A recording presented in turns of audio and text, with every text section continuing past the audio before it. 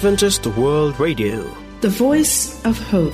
Radio feon'ny fanantenana na ny AWR.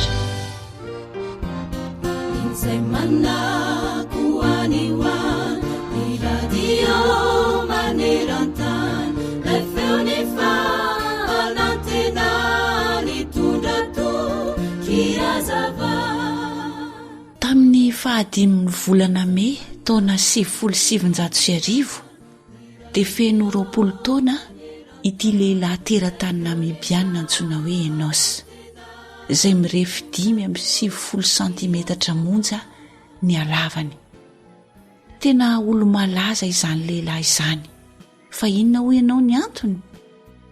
Voalaza fa miaramila ity teratany namibianina ity, ary izy no anisan'ny mpikendrika laza indrindra eran-tany eo amin'ny fitifirana. Mandrakakehitry iny dia voninahitra ho an'ny firenena Afrika Atsimo Atsinanana manontolo ny fananana ny Enos. Eny, ianao ihany koa, na ankizy, na lehibe, na lahy na vavy, ka miantehitra tanteraka amin'Andriamanitra toy ny zaza, ary mampiasa ny talenta izay nomen'Andriamanitra anao araka ny sitrapony, dia azo antoka fa ahavita zavatra goavana mampitolagaga eo amin'ny manodidina anao. Ny antony dia satria Andriamanitra ny momba anao, ary asehon'Andriamanitra ny voninahiny ho an'izay rehetra mahatoky azy.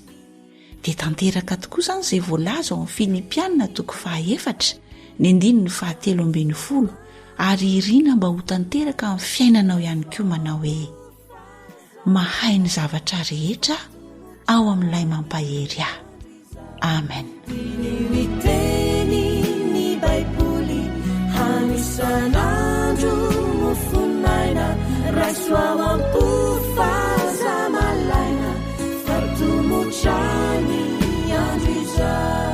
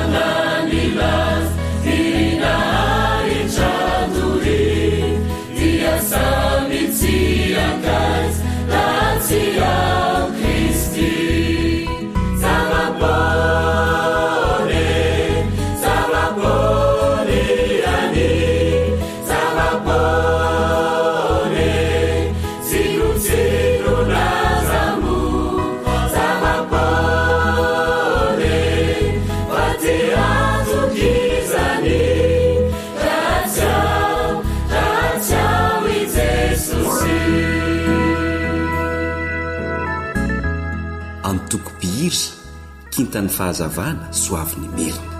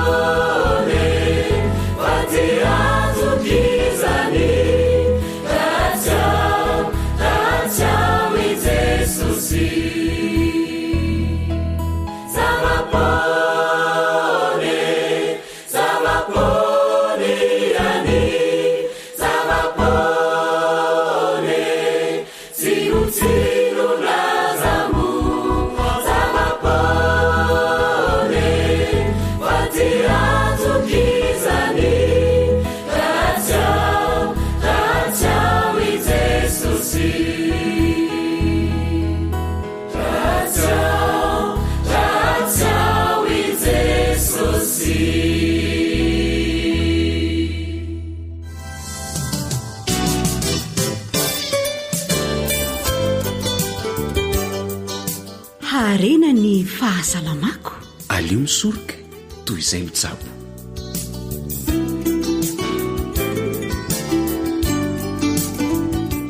Amin'ny foravoravo no hiara-bananao manaraka ny AWR.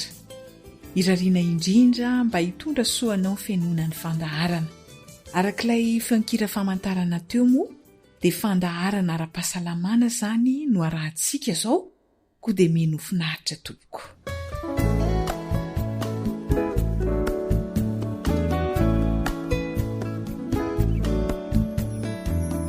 Anisan'ny aretina mampitaraina ny be sy ny maro ny aretim-bavony. Misy karazany tokoa ny aretim-bavony mety iseho eo amin'ny olona.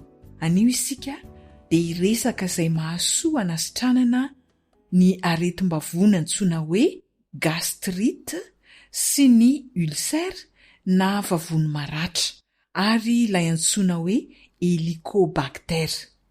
Ankasitrahana sahady ny dokotera Georges Pamplona nanoro-hevitra amin'ny fomba natoraly izay mahatsara indrindra ny fahasalamantsika.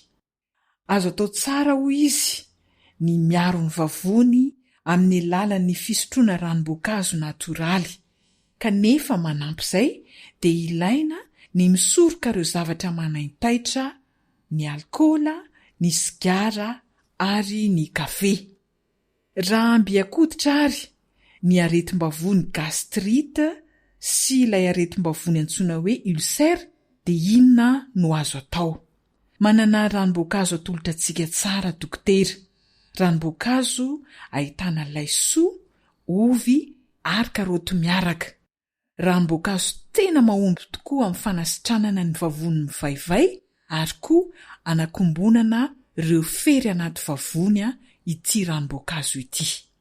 Arak'ilay efa niresahana teo moa dia ahitana laisoa izy, ka ny fatrany dia laisoa faefany amin'ilay boribory iny zany. Mba tena hafantarantsika ny lanjany dia eo amin'ny 20 grama eo zany ny lanjan'ilay laisoa. Mety foana izy tia na laisoa fotsy na laisoa maitso. Karaoty 4, ka eo amin'ny 9 grama eo ny karaoty iray.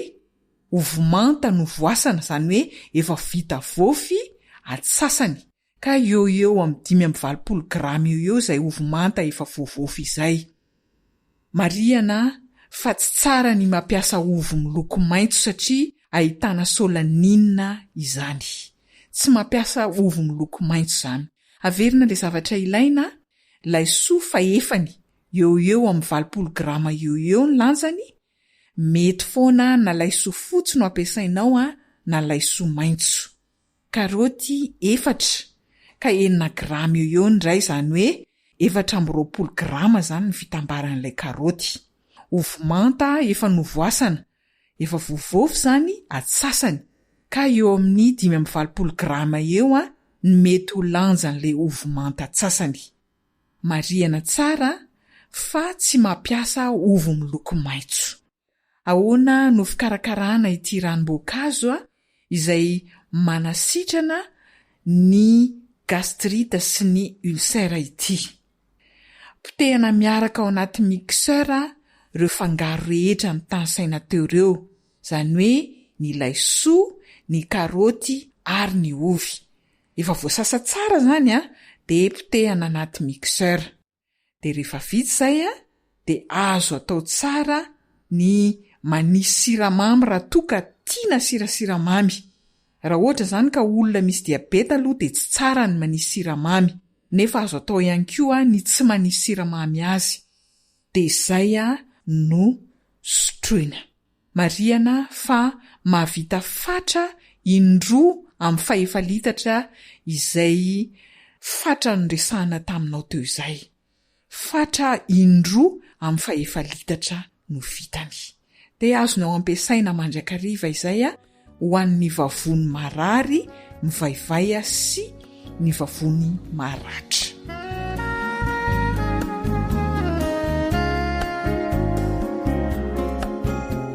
Ankoatran'izay dia niresaka ihany koa isika an'ilay aretina antsoina hoe helicobacter. Ny helicobactère kosa dia ranom-boankazo hafa no mety aminy.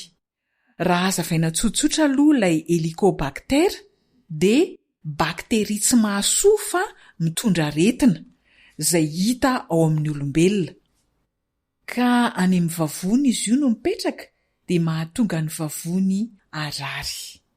Betsaka ny olona ampijalian'ny aretim-bavony, ny tsy fandevona-kanina, ary indraindray aza mety hisy fery mihitsy ny vavony noho io bakteria izay mipetaka ao amin'ny rindrim-bavony io.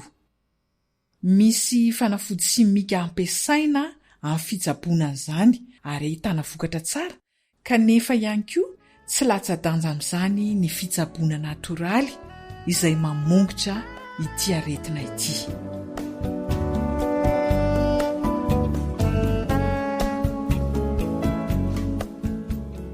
Inavy ary ny zavatra ilaina amin'ity fitsaboana natoraly ity. Sapana brocoli tokony 100 grama eo.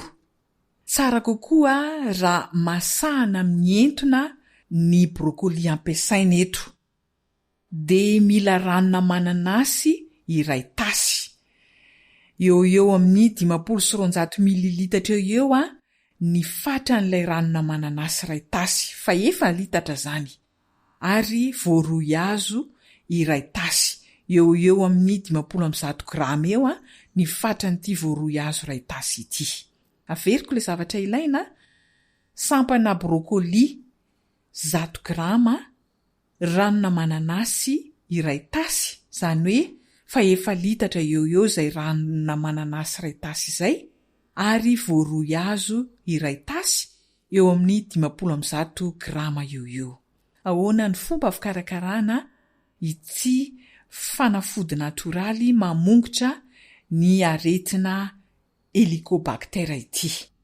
Masahana mientona ilay sapana brocoli ka atao mandritra 10 minitra eo izay fanamasahana azy izay, dia aveo avela hangatsiaka.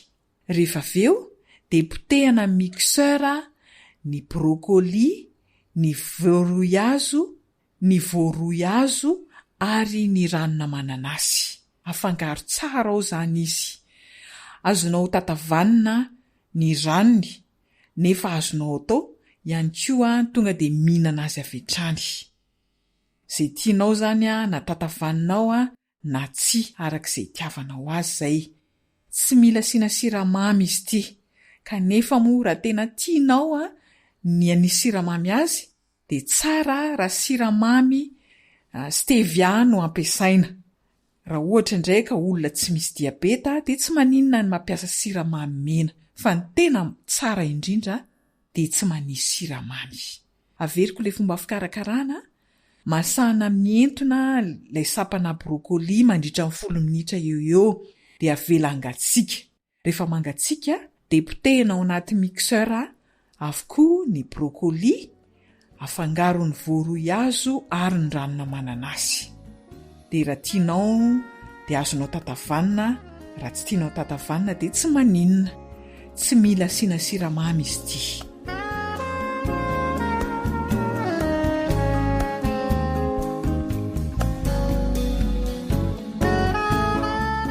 Mahasoa indrindra ny vavonitsika ireo fitsaboana natoraly ireo, fa manasanao hanao fanandramana. Irariana indrindra mba ho tena hahasoa ny fahasalaman'ny tsirairay ny fampiarana izany, na koa ny fizarana izany amin'ny hafa. Isaorana indrindra ny fanarahanao ny feo fanantenana. Ny faranatreo aloha ny resaka ara-pahasalamana, Jedidiasy Zohanitra no ny farimbona nahatontosa izany, samy makosany teo amin'ny lafiny teknika, dia mirary fahasalamana samy ho tahian'Andriamanitra isika rehetra tompoko.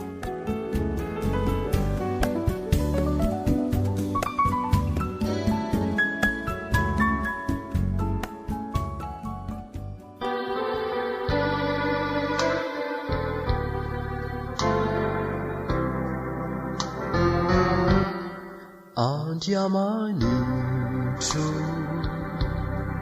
o manatrea ampio ao anio atoky anao aminy foko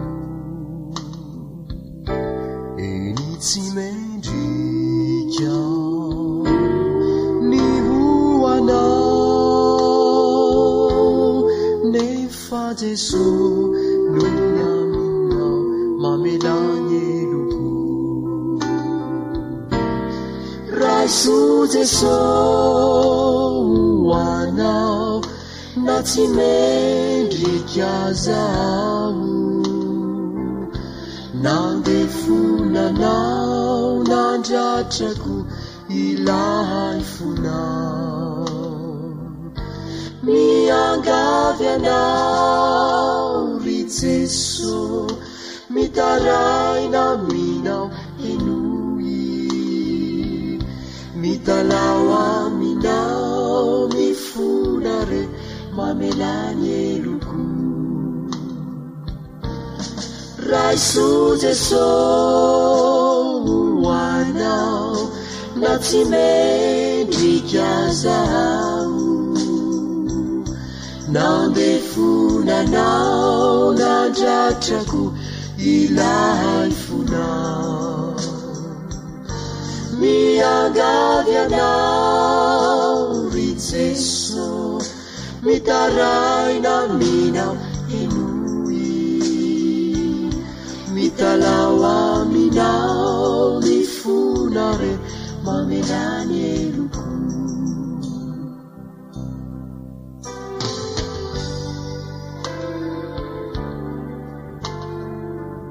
Tarika Serafima eny aniray hoanefako ny voady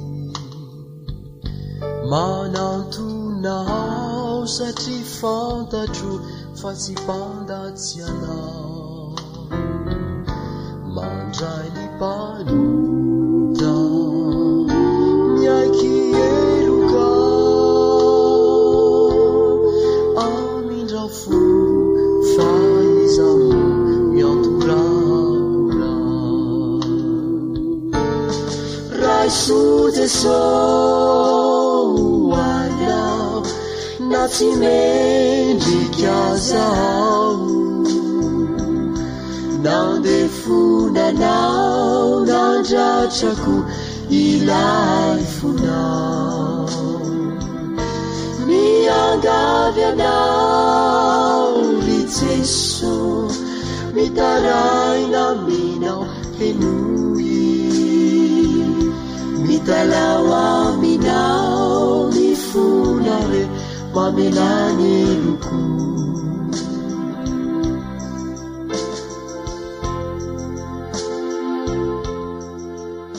ankoatra ny fiainoana amin'ny alalan'ny podcast dia azonao atao ny miaino ny fandaharany radio AWR sampana teny malagasy amin'ny alalan'ny Facebook isanandro amin'ny ity pejy ity AWR feon'ny fanantenana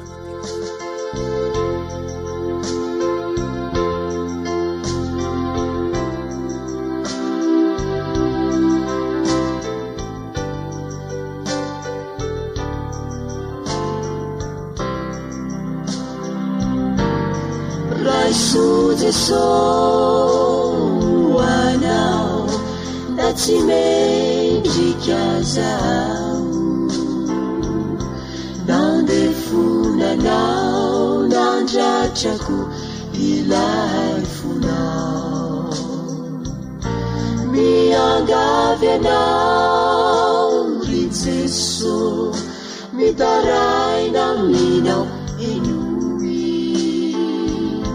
mitalao aminao mifona re mamelany eloko mitalao aminao mifona re mamelany eloko mitalao aminao mifona re mamelany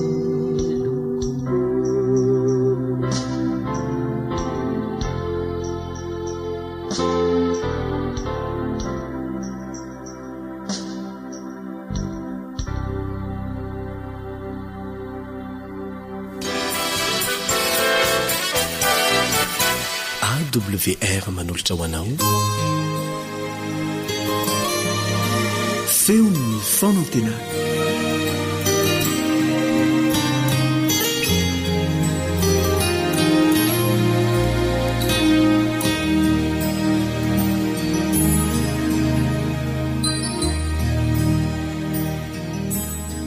Ny tenanay pastora Razavinjatovo na Arsan Gilbert dia manasa antsika rehetra ampanetretena amin'ny fotorotoro amin'ny fanamangorakora ka no nanatonatsika ny seza fiandrianan'Andriamanitra hivavaka isika.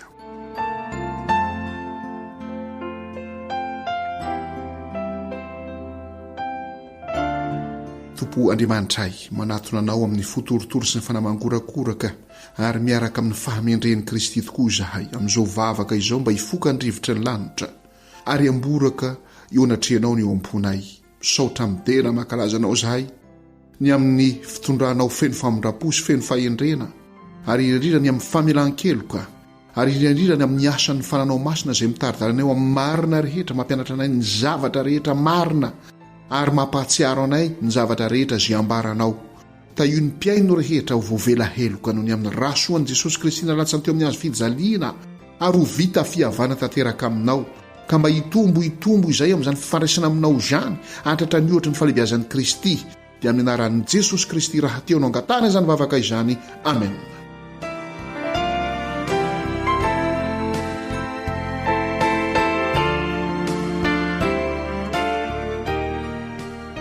Andriamanitra sy ny famoronana, ny zanak'olombelona sy ny famoronana. Andriamanitra raha namorona n'izao rehetra izao dia ny teny fotsiny izy hoe misy mazava tamin'ny andro voalohany, misy abakabaka tamin'ny andro faharoa, misy zava-maniry maro samihafa tamin'ny andro fahatelo, misy fanazavana amin'ny andro, fanazavana amin'ny alina tamin'ny andro faefatra, misy biby anaty rano sy voromanidina amin'ny abakabaka, dia nisy izany araka ny karazany avy. Misy biby mandady sy mikisaka amin'any dia nisy izany araka ny karazany avy. Avy amin'ny tsy misy no namoronany izany misy rehetra izany, création ex nihilo. Ary io teny izay nentina namoronana izao rehetra ao amin'ny jaonina toko voalohany, ny andininy voalohany rehetra iny dia milaza fa Jesosy Kristy izany teny izany, ary izay ny tsy zaka ny manam-pahaizana ny olombelona sy ny famoronana, izay ny tsy zaka antsika olombelona, ohatrany hoe zavatra tsy takatry ny saintsika, tsy azo porofona ara-tsiansa, dia mahatonga ny zanak'olombelona amoroporona zavatra maro samihafa nanomboka tamin'ny Darwin moa dia vela tamin'ny 700 ka hatramin'ny 700. Ry mpiaino malala, zavatra izay tsy azo ekena mihitsy ny mampisaraka ny siansa sy ny fivavahana, ny siansa sy ny finoana. Tsy azo ekena izany. Ka maninona zany ny mpahay siansa no manala ny finoana eto, manala ny fivavahana eto, manilika an'Andriamanitra eto.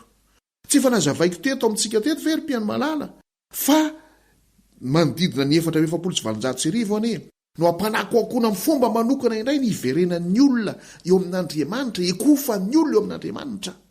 Satria ny olona rehefa mamaky ny testamenta taloha ary mamaky ny testamenta vaovao isika dia taritin'ny Satana ekoka amin'ny zavaboary, ary ny zavaboary eny dia aneho Satana ny heriny tohatra ny ahitana zava-mahagaga ihany koa. Kanefa nanomboka tamin'ny 7,700 dia ny fidy fiangonana indray Andriamanitra hitarika ny olona mba hatahotra an'Andriamanitra sy hanome voninahitra an'Andriamanitra ary ekoko amin'Andriamanitra mpamorona izao rehetra izao.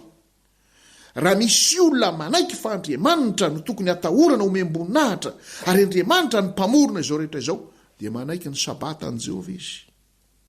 Ary ny sabata an'i Jehova, ilay andro fahafito dia andro tena fitsaharana. Ka tsy hoe manaiky ny sabata an'i Jehova haneritreritra sy antsaina fotsiny, fa mifony sy ny fanahy, mitsahatra avokoa ny fo, ny saina, ny fanahy amin'ireo zava-mavesatra sy ireo fisamboara-voarana sy ireo fisafotofotoana maro samihafa. Ka halan'ny Satana izany hoe antso mba ekoka an'Andriamanitra, atahotra an'Andriamanitra, hanome voninahitra an'Andriamanitra ary hiverina eo amin'ny sabata ny Jehova Andriamanitra izany, satria manjary mifankaty daholo ny olona, manjary mifamela heloka daholo ny olona, manjary mihavana daholo ny olona, dia manjary tsy hitany Satana zay atao. Ary izay no ilofosany mihitsy ny anapotena an'ity famoronana ity. Koa zava-dehibe dia zava-dehibe ary no nizingizinatsika indray ny amin'ny tokony andinitsika ny Baiboly manontolo ary nahafantarantsika tsara mihitsy ny amin'Andriamanitra. areto a dia te hisarika ansaitsika ao amin'ny Isaia 7. Isaia 7. Andininy fa 5 sy ny andininy fa 17. Isaia 7 andininy fa 5 sy ny andininy fa 17 aminaran Jesosy. Raha pitahaina amin'ny zavatra ny foron'Andriamanitra moa ty planeta tany ity, indrindra moa fa isika zemony eto amin'ny planeta tany ity, dia mba manahoana?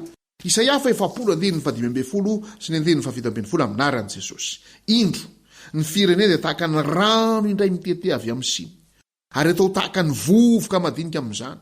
Indro ny nosy dia tsitsininy tahaka ny zavatra bitika indrindra. Ny 17 ny firenena rehetra dia tahaka ny tsinitsiny eo anatrehany, ka ataony ho namany tsinitsina sy ny zava-pona izy. Ny univers na ny cosmos raha manontolo ny foron'Andriamanitra dia midadasika ary goavana dia goavana. Sala miteboka kely fotsiny ty planeta tany misy antsika ity, sala amin'ny rano indray mitete, sala mivovoka madinika dia madinika ty planeta tany izay misy antsika ity. Ary izany fahalebiazan'Andriamanitra izany enie no etsonantsika rehetra mba hikoko anatreny sy anome voninahitra azy ary atahotra azy, satria soa ho antsika izany, soa ho antsika izany. Fa rebirebeny ilay devoly Satana izay fa resy tany an-danitra ary resy teo amin'ny hazo fijaliana ary mbola ho levonina sy oringana ary amin'ny Apokalipsy 20, isika tsiraray avy. Aza mety ho rebirebeny devoly Satana intsony, aza mety ho avilivily ny saitsika, fa mikofa lozana lanitra sy andasindramasina ary loharano matahorana Andriamanitra ka omeo voninahitra izy.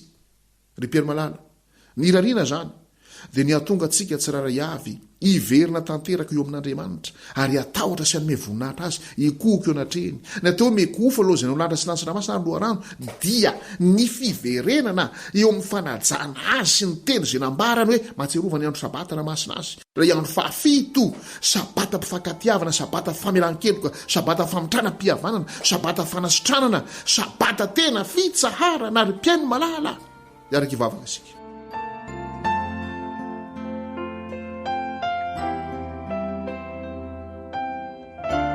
Misaotra tompo, ny amin'izany fanazavana mazava dia mazava izany, ny amin'izany antso mitalakotokoroka izany, mba hatonga anay tsiraray avy hatahotra anao Andriamanitra, hanome voninahitra anao ary indrindra hikoko eo anatrehanao izay nanao ny lanitra sy ny tany sy ny ranomasina ary loharaano. Izany fikofana aminao izany dia amin'ny andronao masina, famitranam-pihavanana ary fankatiavana, famelan-keloka ka nananay ny toetra ny Jesosy Kristy. Tompo Malala, ampio izay atakatra ny tena fahalebiazanao, ny herinao fa namorona ny zavatra rehetra avy amin'ny tsy misy ianao, création ex nihilo, ka ampio izahay mba tsy ho rebirebeny devoly Satana ary mba tsy ho aviliviliny, fa tena iverina tanteraka eo aminao, hanome voninahitra anao, atahotra anao, hikoko anatrehanao ary indro fa hanatena ny famonjena izay atolotra ao aminaran'i Jesosy no angatana izany. Amen.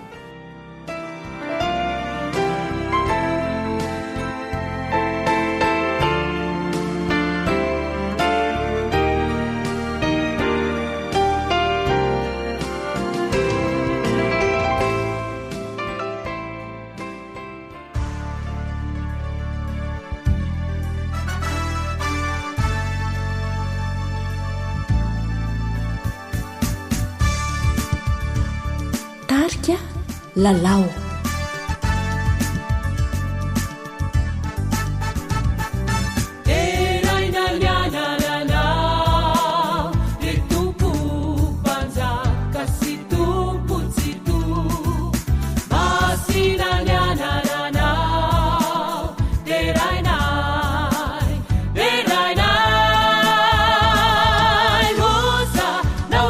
Hallelujah.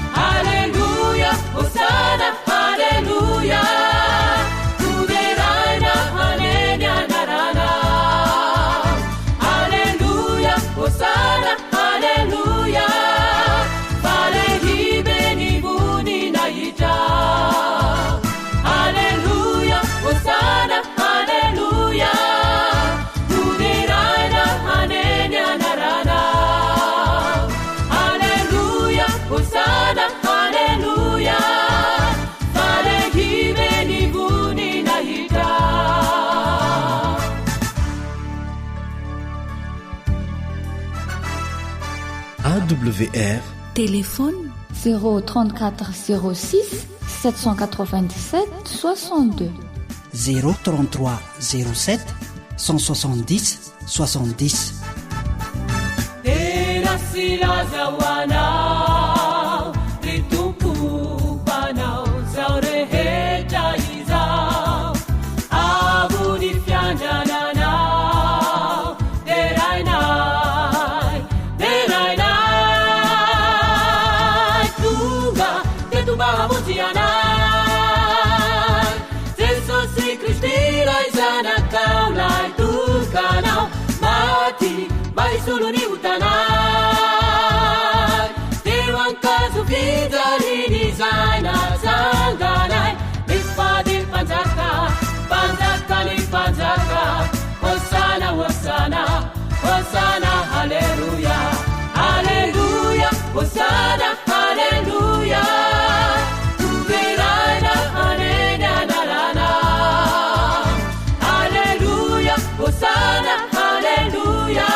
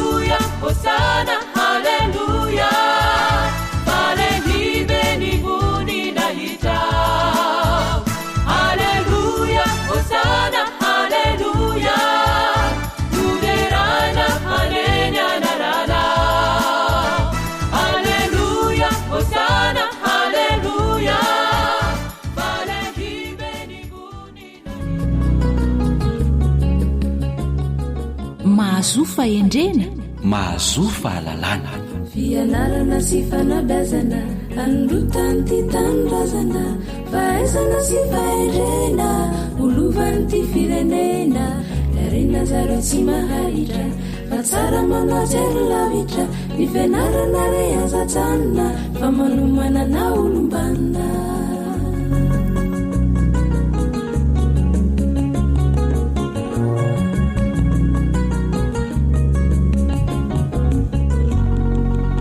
dia tsy atao ankifonofono sy tsy atao antakoboka tahaka ny varobona-tsindrana amin'ny fiarabana fa atolotra anao mpiaino isam-baravarana isam-batan'olona miarabanao izahay tompona ndraiky sy mifandarana dia manao ny tsara ho tsaroana tompoky lahy miarabanao tompoky vavy manao ny soa ho asoavina miarabana manarila sitraka stelona tokoa no atolotra anao mpiaino amin'izao fanjohinao ny onjam-peo feo ny fanantenan'izao na ny AWR ary anolorana anao ihany koa ny arahaba omba mpiraritsoa mirary ny aretanao hatramin'ny farany amin'izao fandarana fanabeazana izao miarabanao na manatsoelantoary misy mialohan'ny rosona amin'ny resadresaka dia andeha hivavaka aloha isika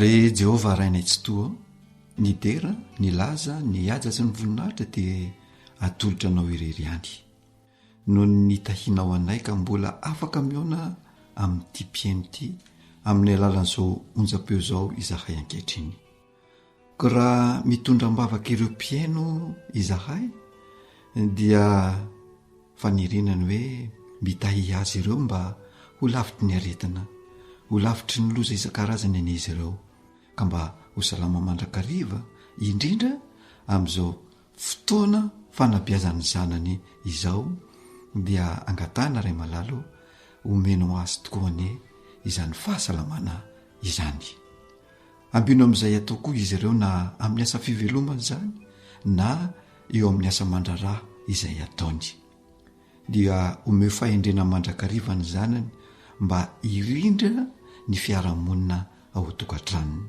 ho tokantrano lavitry ny olana ane izany tokantrano zany fa ho fianakaviana ho feno ny fanahy masinao kosa miaino ny fivavaka iray malalo fa tononona noho ny amin'ny alalan'ilay Jesosy Kristy ilay ihany mpamonjy anay amen.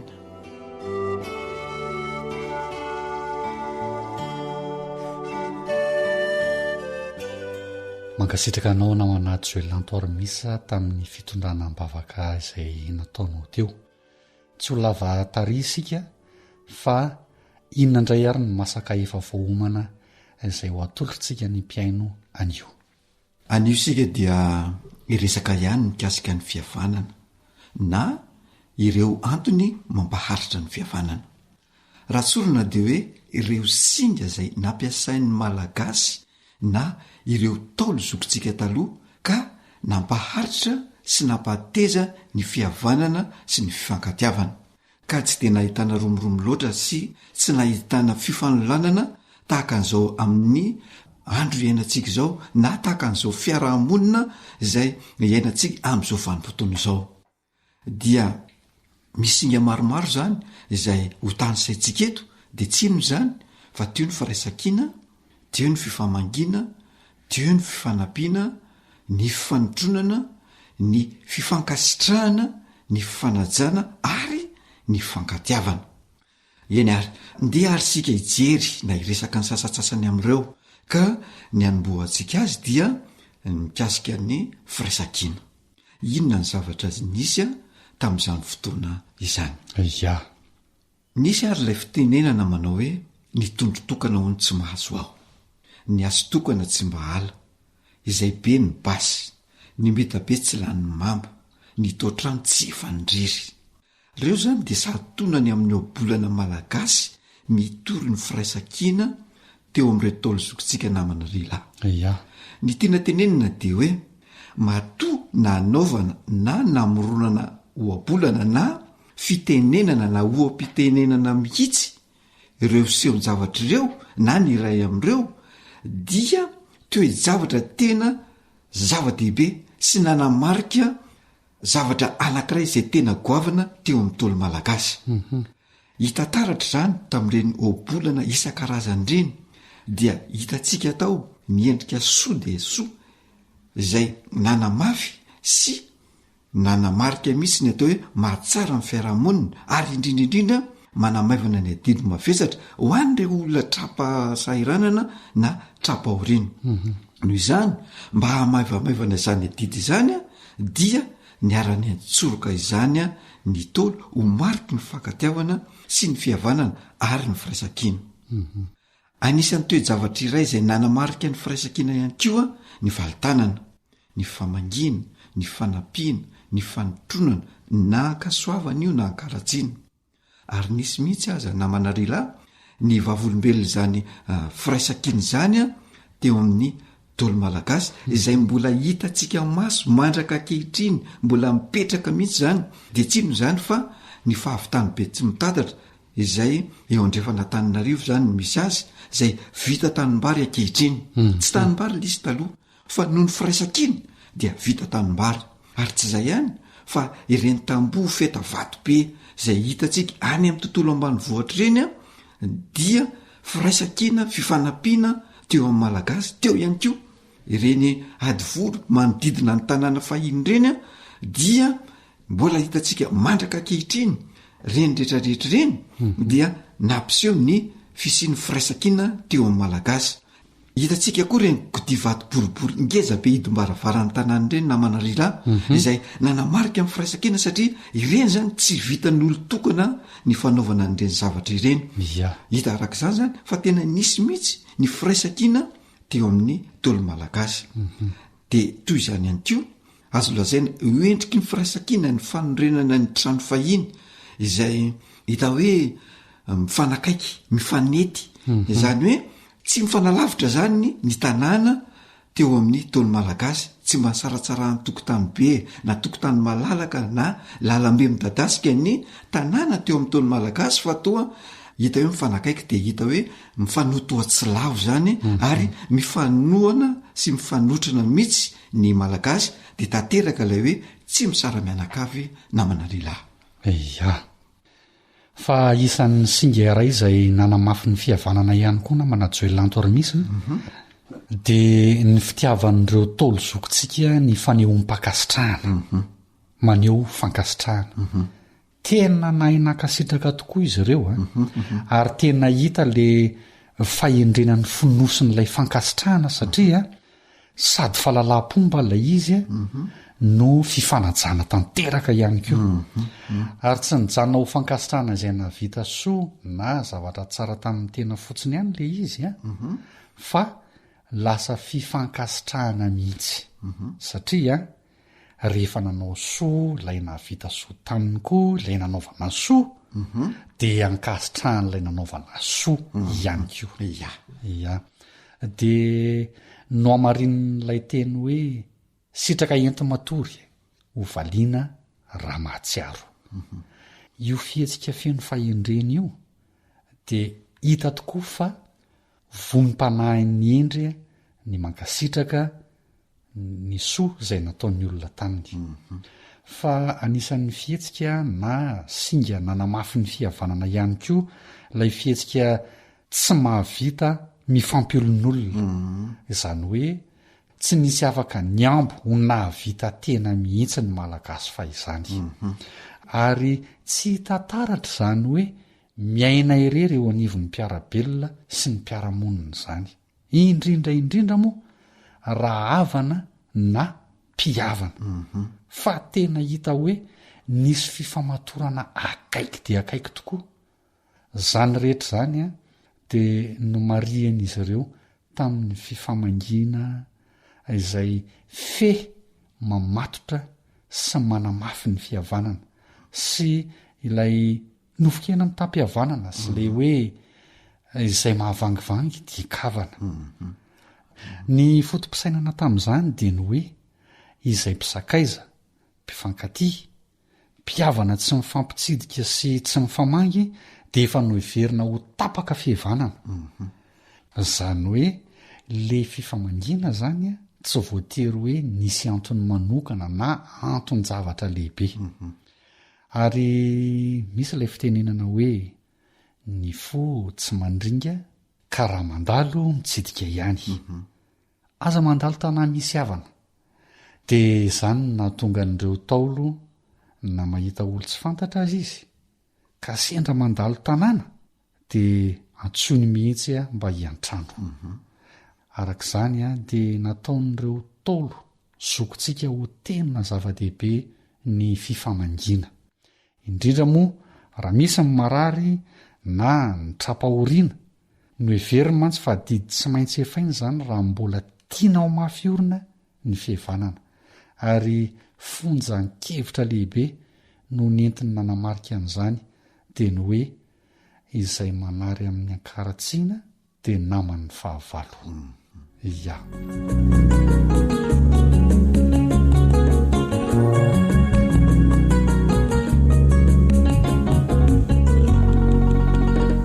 tena lalina tokoa ny fahendrena malagasy namana rilahy ny fifampitsimbinana sy ny fifamatorana fa amin'ny mafandarana fanabiazana aity fandarana izay ataontsika ity namana rilahy dia fanaontsika tsy mijanona amin'ny fampahafantarana fotsiny ny zava-misy fa makalesona mitondra soso-kevitra ho an'ny mpiaino antsika ihany koa isika ka raha ireo ny fomba mampietsika nisy sy ny enan'ny tolo malagasy zokontsika dia inona kosa indray aza no lesona azontsika tsoahana avy amin'izany fiaimpianan'izy ireo izany dia atsika dia fanontaniana ihany mbola tiana apetraka hoe mbola azo tanterahana ve ny firaisan-kina mbola azo tanterahana ve ny fifamangina mbola azo tanterahana ve ny fifanampiana ny fifanotronana ny fifankasitrahana sy ny fankasitrahana ny fanajana sy ny fifanajana ny fifankatiavana mbola azo atao ve ny manatanteraka izany mbola misy ve izany firaisan-kina izany mbola misy ve ny fifamangina ankehitriny mbola misy ve ny fifanampiana mbola misy ve ny fifanotronana ny fifankasitrahana sy ny fankasitrahana ny fifanajana sy ny fanajana mbola misy ve ny fifankatiavana mbola hita taratra eny anivon'ny fiarahamonina ve ireo singa maneho ny fihavanan'ireo ary mbola ankamaminy mibesiny maro ve ireo seho-mpiaramonina izay nisy tamin'izany ireo ary mbola azo ampiarina ankehitriny ve izany toe-javatra izany? Ia, raha resantsika eto amin'ny fandaharana namana joelantormisa ireo fantaniana izay napetraka ireo dia ny zavatra hita eny anivon'ny fiarahamonina, indrindra ny fiarahamonina andrenivohitra dia tsy dia tena ahitana taratra loatra ny fampiarana sy ny fanatanterahana n'ireo singa manamafy ny fihavanan'ireo tsony. Ary raha hita aza dia tena mahalana dia mahalana. Dia mametraka fanontaniana isika eto amin'ny fandaharana hoe inona moa izany no mety ho sakana tsy hahatanterahana azy ireo intsony?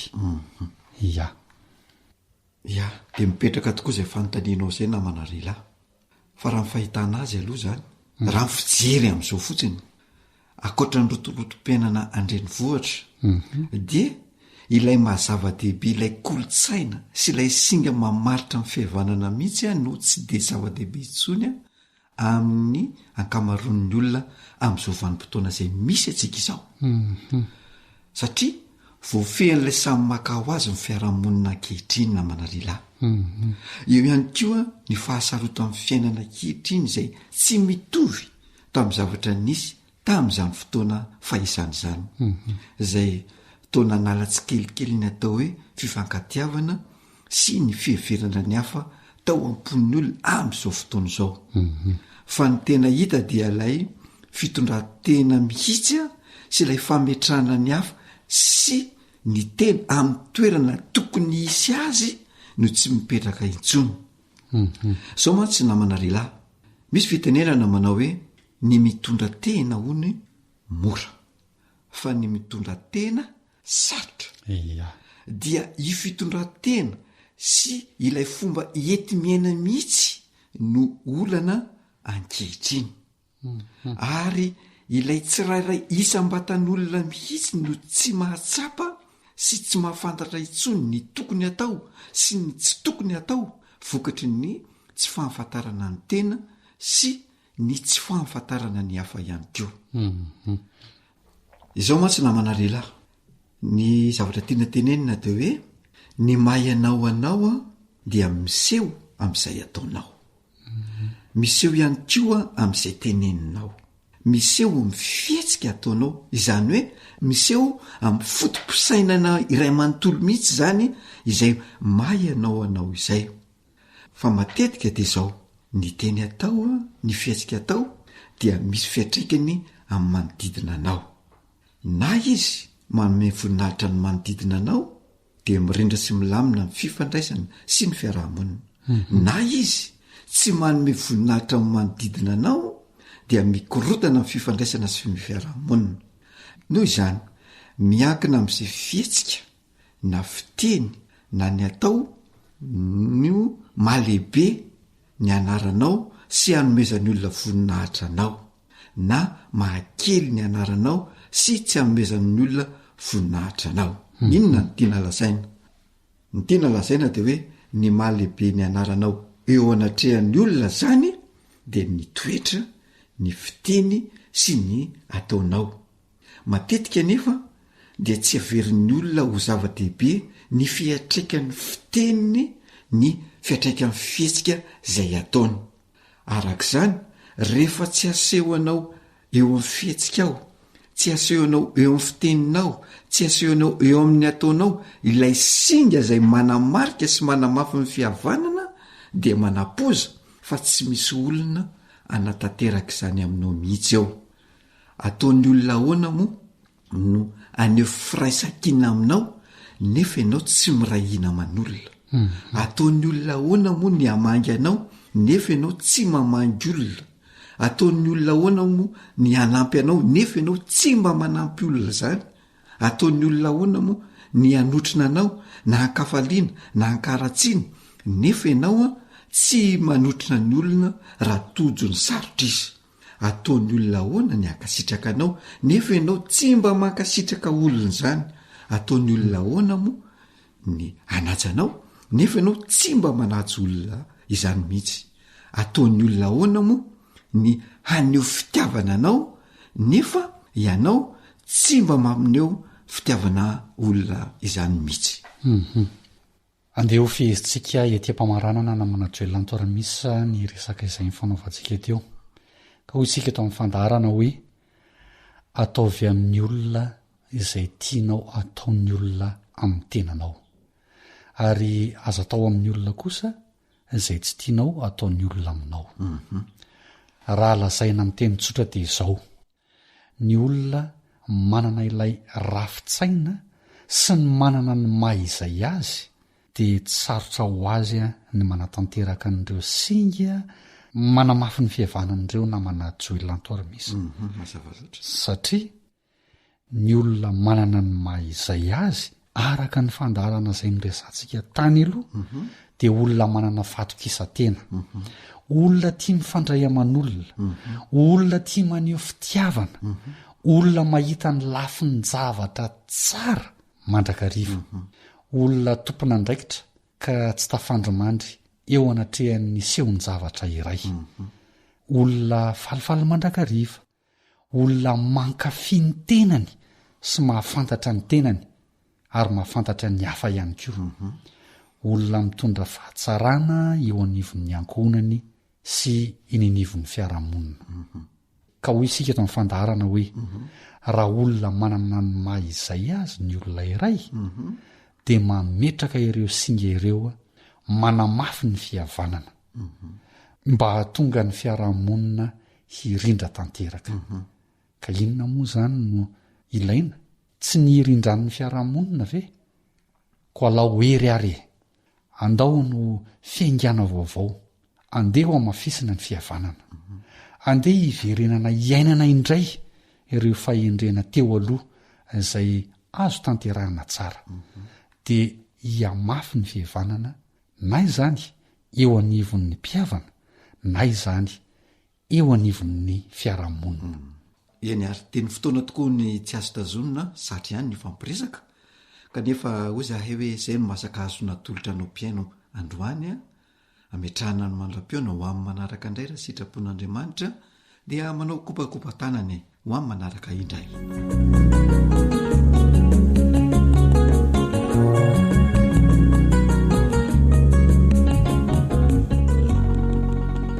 Radio feon'ny fanantenana.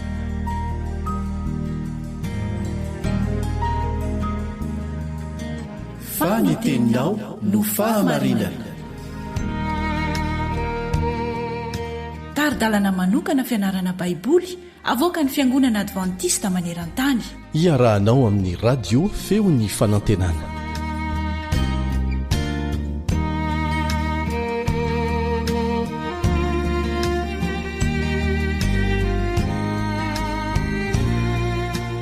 Miaraba sady manasanao hanohy ny fianarana ny boky ny Salamo, ny mpiara-mianatra aminao Kaleba Letsikivy.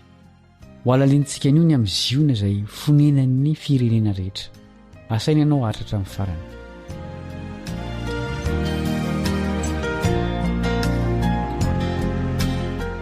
Anisan'ny toerana manan-danja manokana ao amin'ny baiboly manontolo izy iona. Inona ny mahatonga azy ho toy izany? Andeovaka itsika ny Salamo 7:20. Andiny 1:2. Salamo 7:20 andiny 1:2. Naorin'i Jehova dia ao an-tendrombohitra masina. Ny vavadin'ny ziona dia tian'i Jehova, mihoatra noho ny fonenana rehetra izay an'i Jakoba. Firana ho fankalazana ny ziona ity Salamo 7:20 ity amin'ny mahatanàna voafidin'Andriamanitra manokana sy tanàna malala azy. Eo an-tendrombohitra ziona no miorina ny tempolin'i Jehova. Amin'ny andro farany dia ho avo noho ny tendrombohitra hafa rehetra ziona. Midika izany fa ambonin'izao rehetra izao ny fahalehibiazan'Andriamanitra. Miantso ny ziona ho tendrombohitra ny Salamo 7:20 mba hanasongadinana ny avony. Tian'i Jehova mihoatra noho ny fonenana rehetra izay an'i Jakoba, ny vavahadin'ny ziona. Hoy ny teny vakitsika teo. Izany dia maneho ny fambonian'ny ziona mihoatra noho ny fitoerana hafa rehetra any Israely izay natao ho fitoeram-pivorian'ny vahoaka an'Andriamanitra tamin'ny lasa, tahaka ny Silo sy Betela. Araka izany, ambaran'ny Salamo fa ny tena fiankofana marina amin'Andriamanitra dia any amin'ny toerana voafidiny sy amin'ny fomba saina anaovana an'izany. inona moa reo zava-malaza ambara momba ny ziona andeovaka itsika ny andiny fahateloka hatramin'ny fahafito salamo fahafito amin'ny valopolo andiny fahateloka hatramin'ny fahafito zava-malaza no anambarananao ry tanana an'andriamanitra anonona ny Rahaba sy Babilôna ho isan'izay mahalala indro Filistia sy Tiro mba amin'ny Etiopia ity no efa teraka teo ary ziona ilazana hoe ireto sy ireo samy efa teraka teo ary ny avo indrindra no mampitoetra azy Jehova nisa raha manoratra ny firenena izy ity no efa teraka teo hoy izay mihira sy mandihy ny loharanoko rehetra dia ao aminao ny taona ny firenena anatona an'Andriamanitra ny voninahitry ziona amin'izany no hitara ny fanjakan'Andriamanitra ka hahatonga ny tany rehetra ho isan'izany fanjakana izany tsara ho marina fa tsy ataon'Andriamanitra mbanjavatra tsy akory ny firenena hafa na dia aseho ho toeran'ny fahaterahana ara-panahin'ny olona rehetra mandray an'i Jehovah mpamonjy aza izy ziona arakaraka ny toerana naterahan'ny olona no nanoratana ny anaran'ny olona tsirairay tamin'ny fanisambahoaka intely no anambaran'ny salamo fa teraka tao ziona ny firenena rehetra dia ireo fivahiniana ataon'ny vahoakan'Andriamanitra intelo isa-taona any Jerosalema izany ndikan'izany nomen'Andriamanitra anarana vaovao izy ireo ary nomeny azy koa ny tombontsoa rehetra amin'ny mahazanaka ziona ara-dalàna azy manondro ny famonjenan'ny Jiosy sy ny jentilisa ny salamo fahafito amin'ny valopolo sy ny firaisan'izy ireo tonta ho fiangonana iray amin'ny alalan'ny fanavotan'i Kristy ny fanehoan'ny salamo ny fiadanan'ny ziona dia fampatsiahivana ny fahitana nomenan'i Daniela mikasika ny fanjakan'Andriamanitra izay tonga tendrombohitra lehibe mameno ny tany manontolo dia tahaka izany koa ny fanoharana nataon'i Jesosy momba ny fanjakan'Andriamanitra eo amin'ny Mateo 7:12 ho ariny amin'ny azo izany fanjakana izany izay nanjary azo lehibe hipetrahan'ny voromanidina azonao vakiana ny Mateo 7:12 manahoana ny fahavononan'ny ziona andray ny olona rehetra ao anatin'ilay iraka lehibe hitory ny filazantsara amin'ny firenena rehetra tsy tsapanao ve fa mifanaraka tsara amin'ny antso amintsika hitory ny afatry ny anjely telo ao amin'ny Apokalipsy 7:12 izany toy ny onjan-drano kely ny ainga tao ziona ny famonjena izay nanjary nameno ny tany manontolo izasy ianao ny fitaovana ampiasain'Andriamanitra anatanterahana an'izany aoka isika anao ny anjarantsika amin'izao tetikasa goavana ataon'Andriamanitra izao mba hamonjena ny mpanota mifaranety ny fianarantsika androany mametraka ny mandra-pitafa ny mpiara-mianatra aminao Kaleba Ndretsikivy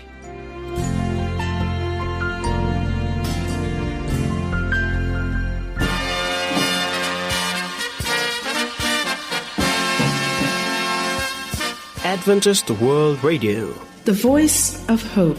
Radio feony fanantenana.